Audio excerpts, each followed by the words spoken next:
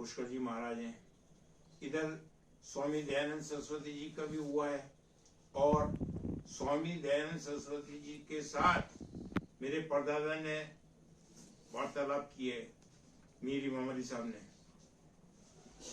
इसके अलावा विवेकानंद जी का भी यहाँ पर हो रहा है और धार्मिक पुरुष हुए हैं, उनका भी संबंध अजमेर शरीफ से रहा है।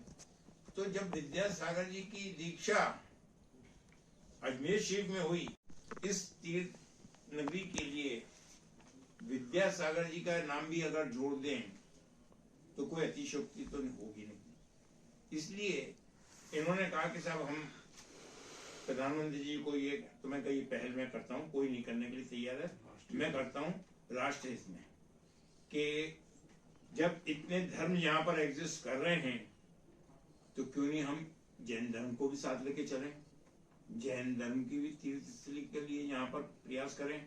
तो मैं प्रधानमंत्री जी को एक पत्र लिख रहा हूँ इस संबंध के अंदर कि भाई अजमेर को विद्यासागर जी के नाम से एक तीर्थ स्थल जो है वो घोषित किया जाए। इसके अंदर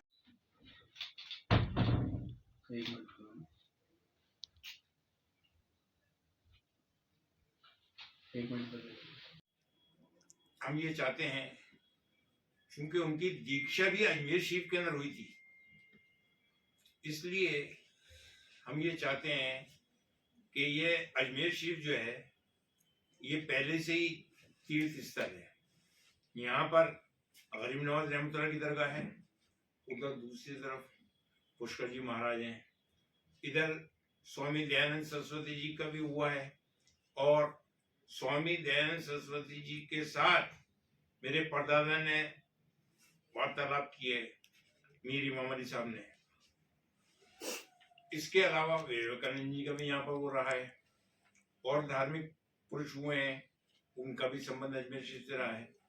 तो जब विद्यासागर जी की दीक्षा अजमेर शरीफ में हुई, उसको आधार बना के अगर हम इस तीर्थ नगरी के लिए विद्यासागर जी का नाम भी अगर जोड़ दें तो कोई अतिशयोक्ति तो होगी नहीं।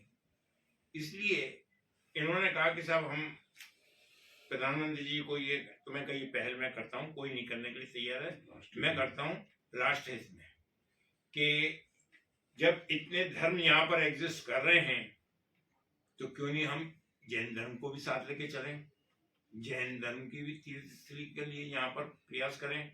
तो मैं प्रधानमंत्री जी को एक पत्र लिख रहा हूँ इस संबंध के अंदर कि भाई अजमेर को विद्यासागर जी के नाम से एक तीर्थ स्थल जो है वो घोषित किया जाए।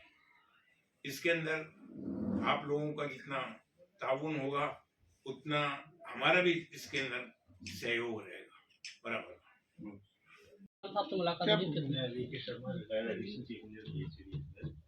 जी, अजमेर शहर सांप्रदायिक सद्भाव का शहर है। यहाँ विभिन्न धर्मों की गंगा जमनी तहजीब देखने को मिलती है। ख्वाजा साहब की दरगाह है तो ब्रह्मा मंदिर पुष्कर भी है।